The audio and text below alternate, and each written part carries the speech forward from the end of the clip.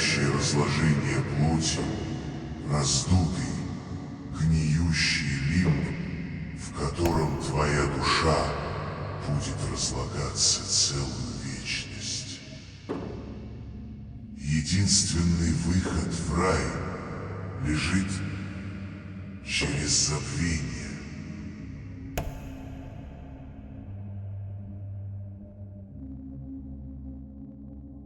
Что ж, сегодня мы с вами поговорим об игре Lucid Blocks. Хотя, если честно, поговорим об игре звучит уж слишком нормально для того, что происходит в первые секунды. Потому что Lucid Blocks начинается не с обучения и не с красивого игрового меню, и даже не с обещания о приключениях. Она начинается почти как приговор.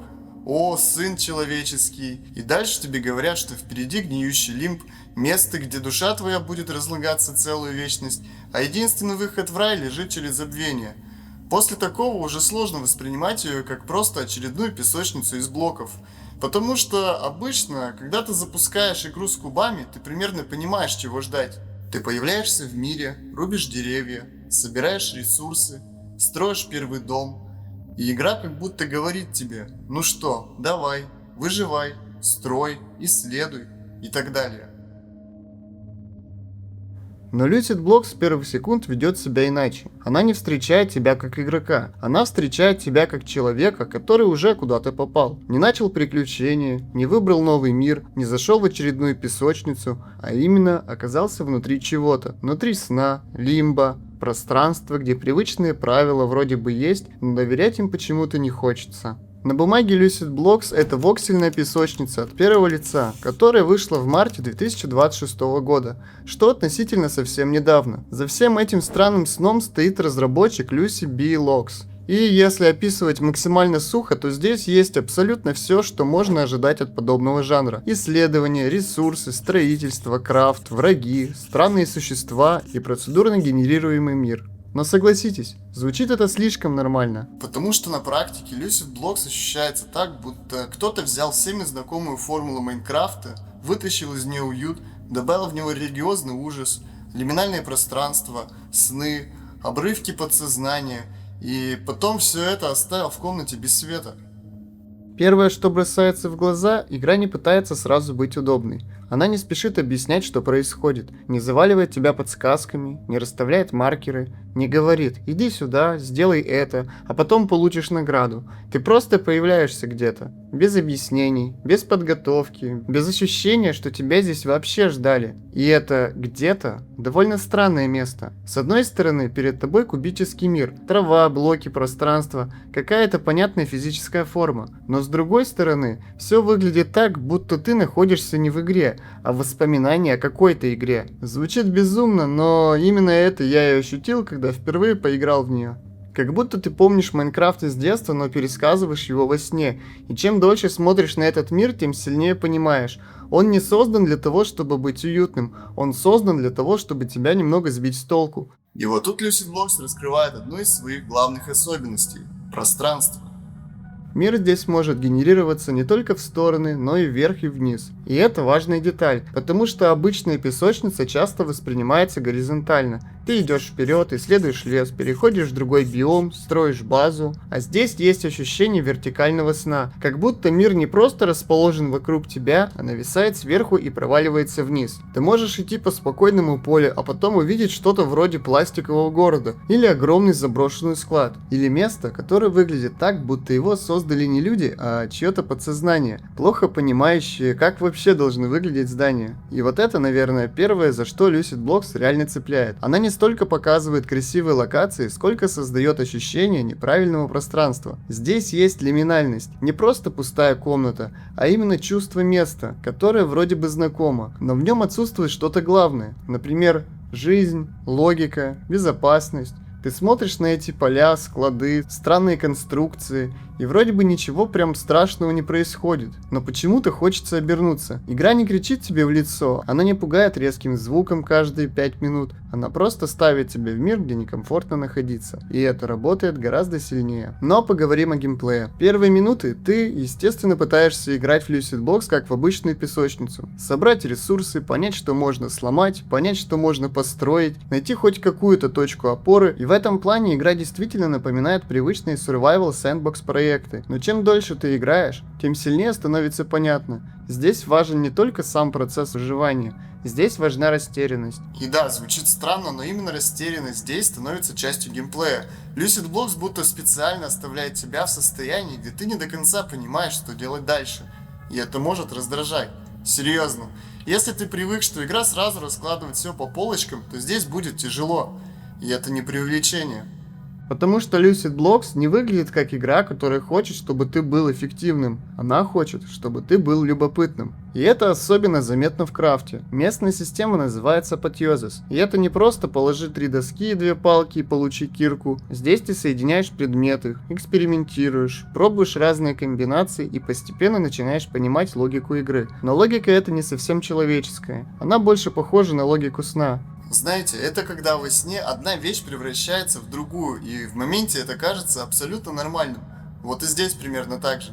Ты берешь предмет, пробуешь соединить его с другим, получаешь результат. Иногда понятный, иногда неожиданный, иногда такой, что ты просто сидишь и думаешь, почему это вообще сработало. Но именно в этом и есть магия. Потому что в большинстве игр крафт это простая таблица. Рецепт, ресурс, результат. А в Lucid Blocks крафт ощущается почти как алхимия. Не в смысле красивого слова для описания механики, а именно как попытка найти связь между предметами, которые на первый взгляд не должны быть связаны. И вот здесь игра начинает говорить на своем языке. Она как будто просит тебя не просто играть, а мыслить ассоциациями. Не искать готовый ответ, не открывать гайд на втором мониторе, не превращать все в список рецептов, а пробовать, ошибаться, запоминать и идти дальше. И это, кстати, очень важный момент. Lucid Blocks лучше всего работает, пока ты не знаешь ее до конца. Пока ты не разобрал ее на системы, пока не превратил странность в инструкцию, пока мир еще кажется живым, непонятным и немного враждебным.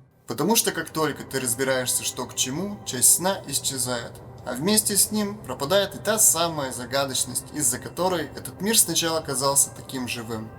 Постепенно игра начинает показывать, что она не только про строительство и крафт. Здесь есть существа, есть враги, присутствует опасность. Есть ощущение, что этот мир населен чем-то, что не обязано быть тебе понятным. Некоторые создания выглядят почти мило, другие так, будто их собрали из ночных кошмаров и старых игрушек, найденных на чердаке. И знаете, мне нравится, что игра не всегда делит все на привычное: это враг, это друг, это ресурс. Местами она будто специально оставляет между этими категориями серую зону. Ты не всегда сразу понимаешь, что перед тобой. Опасность, существо, украшение мира, часть сна. И это снова работает на ту самую неуверенность, которую игра выстраивает с первых минут. Lucid Blocks не дает тебе полной уверенности, и это очень точное решение для игры, которая пытается говорить языком подсознания. Подсознание ведь тоже не объясняет себя напрямую, оно просто выдает тебе комнату, существо, повторяющийся объект, место, где ты будто уже был, и оставляет с ощущением, что все это что-то значило. Lucid Blocks пытается сделать примерно то же самое, только в формате игры, и именно здесь игра окончательно перестает быть просто набором механик. Она начинает работать как пространство, которое ты не столько проходишь, сколько расшифровываешь. Потому что обычная песочница чаще всего говорит: вот тебе мир, измени его.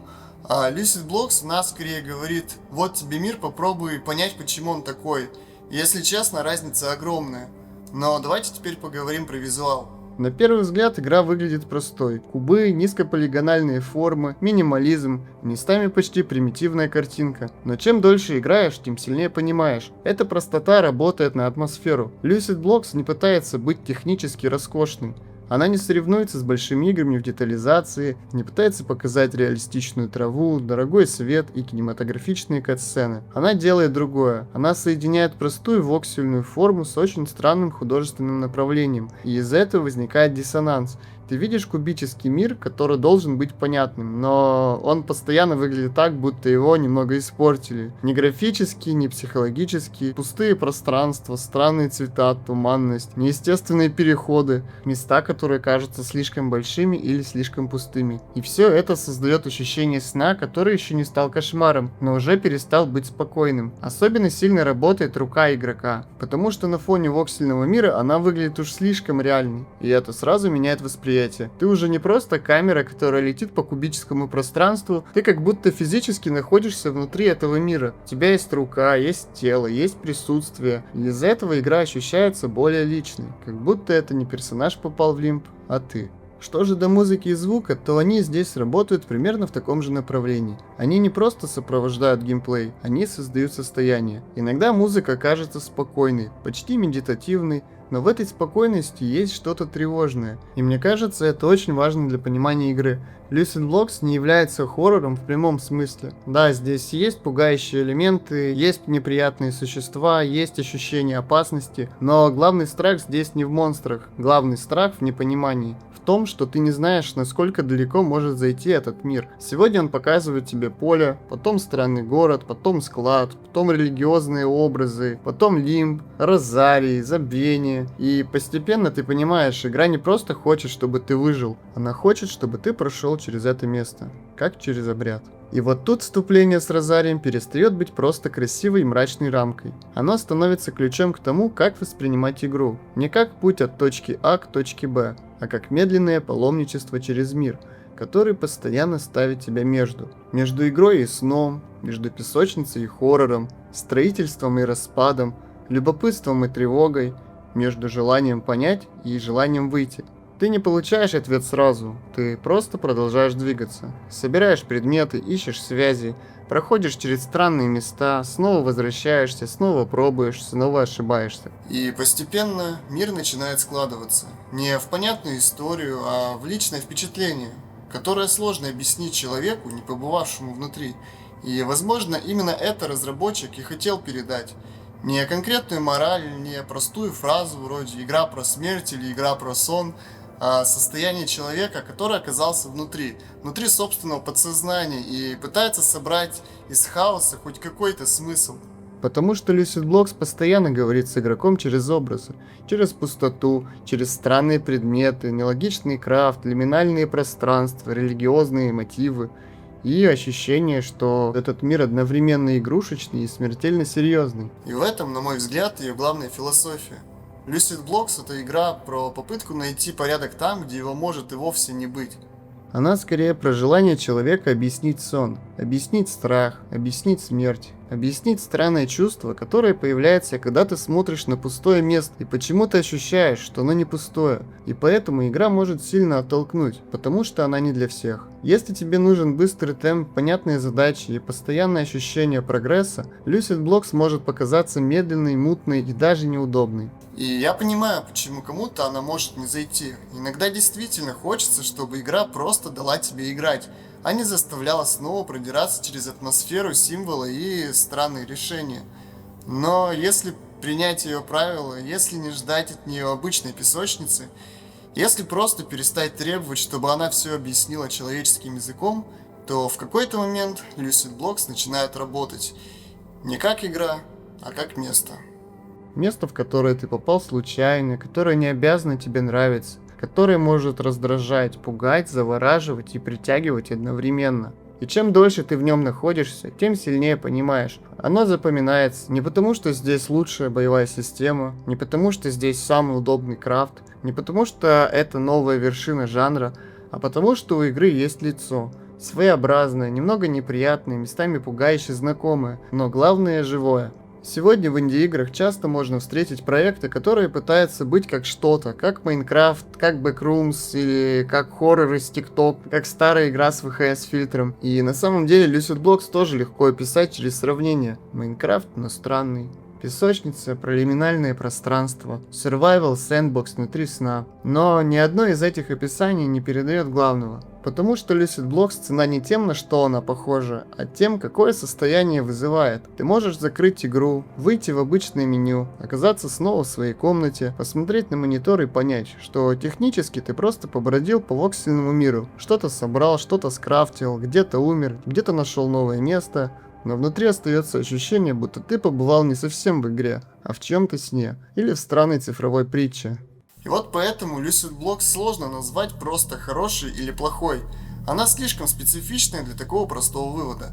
Это не игра, которую я бы советовал каждому из вас, но это игра, о которой хочется говорить. Потому что она не просто развлекает, она оставляет после себя вопрос. Что, черт побери, это было?